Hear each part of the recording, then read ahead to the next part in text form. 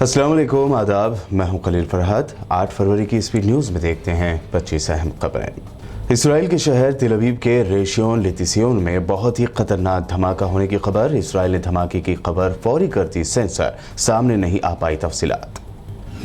Ukraine रूस मुमकिना जंग के अंदेशे के दरमियान फ्रांसीसी सदर इमानुएल मैक्रोन की रूसी सदर पुतिन से मुलाकात। कहा, जंग से बचना और एतमाद की फजा कायम करना है मुलाकात का मकसद।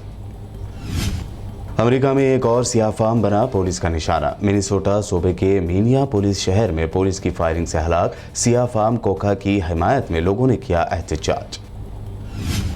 जबरदस्ती वैक्सीनेशन के खिलाफ ओटावा में प्रोटेस्ट कर रहे ट्रक ड्राइवर्स पर हो सकता है ताकत का इस्तेमाल। कनाडा के पीएम जस्टिन ट्रूडो ने कहा, यह एहतजाज नहीं होना चाहिए, इकोनॉमी को हो रहा है जबरदस्त नुकसान। कैलिफोर्निया में अब इंडोर में मास्क नहीं पहनना होगा। कैलिफोर्निया के गवर्नर गियोन न्यूज़ोम ने किया ऐलान। कैलिफोर्निया में कोरोना वायरस के केसेस में आई 65% की गैर मामूली कमी। मुंबई में कोरोना वायरस के सबब लगाई गई पाबंदियां इसी महीने यानी फरवरी के आखिर तक पूरी तरह से कर दी जाएंगी खत्म। मुंबई की मेयर किशोरी पेडनेकर का ऐलान। कर्नाटक में हिजाब को लेकर बढ़ता जा रहा है तनाज़ा। कॉलेज के अहाते में जय श्री राम का नारा लगाने वाले दर्जनों लड़कों के दरमियान शेरनी की तरह गुर्राती नजर आई बाहिजाब मुस्लिम लड़की। वायरल हुआ वीडियो तो समाज के हर गोशे से कौम की इस शहजादी के हक में उठने लगी आवाज़ें। जय श्री राम का नारा लगाने वाले दर्जनों हिंदुत्ववादियों के नरगे में अल्लाह अकबर का नारा बुलंद करने वाली शेर दिल लड़की को असदुद्दीन ओवैसी ने पेश किया सलाम। कहा, कौम की जुर्रतमंद बेटी और उनके माँ बाप को मेरा सलाम। कर्नाटक में मुस्लिम लड़कियों के हिजाब के मुकाबले भगवा स्कार्फ पहनने को बढ़ावा देती नजर आई हिंदू जागरण वेदिका नामी तंजीम। कहा, यह भारत है, स्टूडेंट्स को हिंदुस्तानी तहजीब अपनानी ही होगी। हिजाब पर जारी शदीद तनाज़े के दरमियान कर्नाटक के सीएम बसवराज बोम्मई ने जारी किया फरमान। अगले 3 दिनों तक बंद रहेंगे सभी स्कूल और कॉलेजेस। कर्नाटक की बीजेपी स्टेट से शुरू हुआ हिजाब तनाज़ा। बीजेपी ज़ेर इख्तियार दूसरी रियासत मध्य प्रदेश पहुंचा। रियासती मिनिस्टर इंद्र सिंह परमार ने कहा, यूनिफॉर्म में स्कूल आए स्टूडेंट्स अपने घर पर पहने हिजाब। कोरोना में माइग्रेंट मजदूरों को लेकर आपस में लड़ पड़े योगी और केजरीवाल। ट्विटर पर हुई लफ्जी जंग। केजरीवाल ने योगी को बताया बेरहम और जालिम हुक्मरान, तो योगी ने केजरीवाल को बताया झूठा।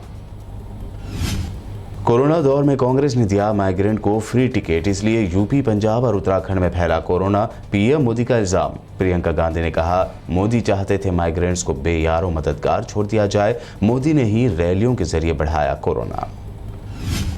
महाराष्ट्र के मिनिस्टर नवाब मलिक का पीएम मोदी पर तंज। कहा, यूपी की आवाम को ही मुल्क में कोरोना फैलाने का जिम्मेदार करार दिया और अब उन्हीं से वोट मांग रहे हैं पीएम मोदी।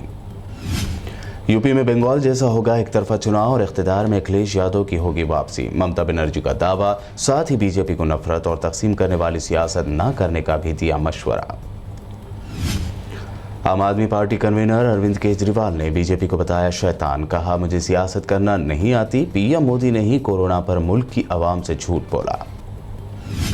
टीआरएस के रुकन राज्यसभा लिंगैया यादव ने मोदी हुकूमत से किया आंध्र प्रदेश तंजीमी नौ कानून में किए गए वादों पर अमल करने का मुतालबा।